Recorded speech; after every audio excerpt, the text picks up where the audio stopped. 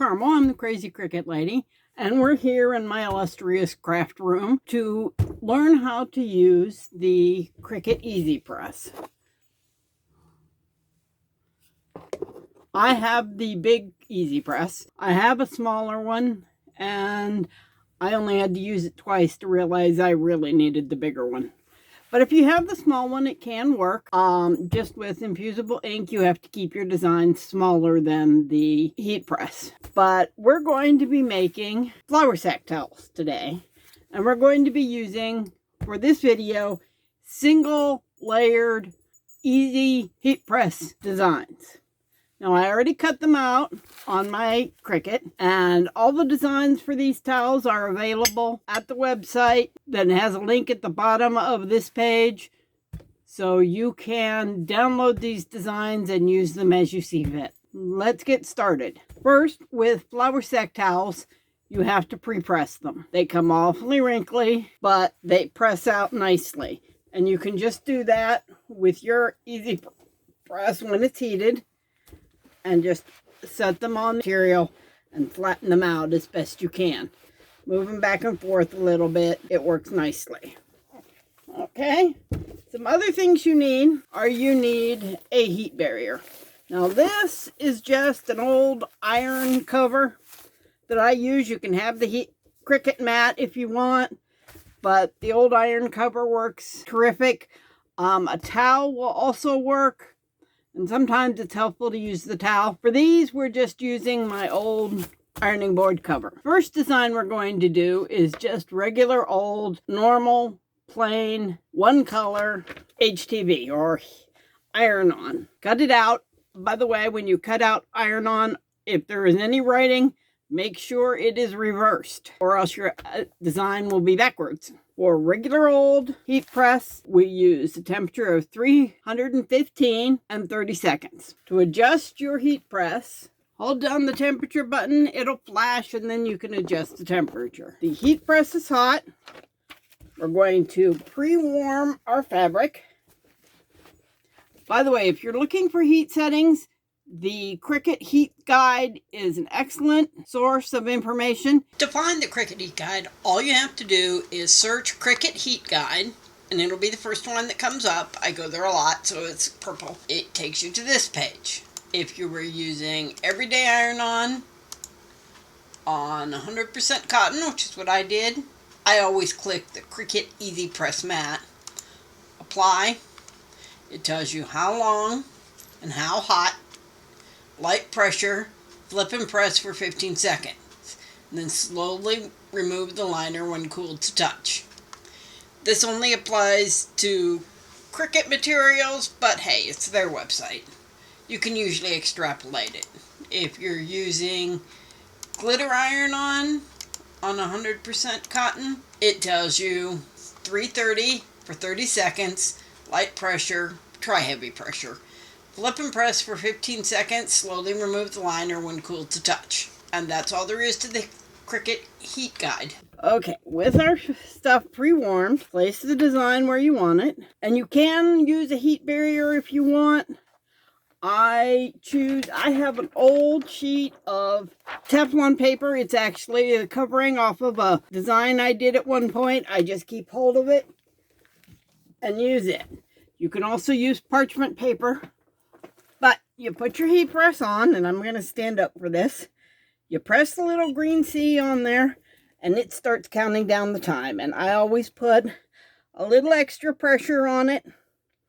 Just sort of lean into it until it goes beep. And like I said, our time was set for 30 seconds, so we're going to see it go for about 30 seconds.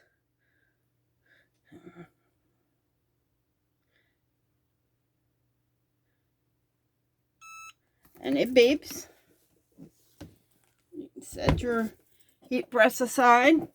Now, how to tell if it's hot or cold or warm release. Usually, there are all sorts of websites that tell you one way or the other per brand. But the usual rule of thumb is if it's plain or simple, sports flex, it's warm peel. If it's glitter, foil, holographic, or anything extra special, it's cold peel. And that means you have to wait until the design is cold to peel off the backing. But this is regular old HTV, so it should just peel right off, and it's not peeling off. So we're going to repress it for another 30 seconds. And I'll just stop the video and come back to you when it's done. Okay, this still doesn't want to come off. So I'm going to think that this is it. When it doesn't come off after 2 presses, then probably it's a cool peel. And you have to wait till it cools down to peel it. So I'll wait till this one cools down. In the meanwhile, we're going to work on the next one.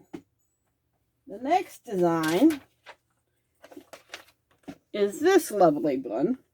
It's done in gold foil. And here's my other towel. It's already pre-pressed. Now for foil, you use temperature of 295. So I'm going to adjust the temperature. Press it quickly until it starts flashing and lower the temperature to 295, which is the temperature that the Cricut Heat Guide says to use for foil. Now foil, I know, is cold peel. Make sure you let it cool completely before you peel it. And again, I'm going to stand up and put extra pressure on it. Start the timer. Notice that I'm really leaning in hard onto this. You need to make sure that you lean in hard. You want to drive that adhesive into the fabric. And like I said, foil is cold peel, so we're just going to set that one aside. And we'll do the last one. Again, my towel is pre-ironed and pre-flattened. I'm going to heat it a little bit just to warm up the surface.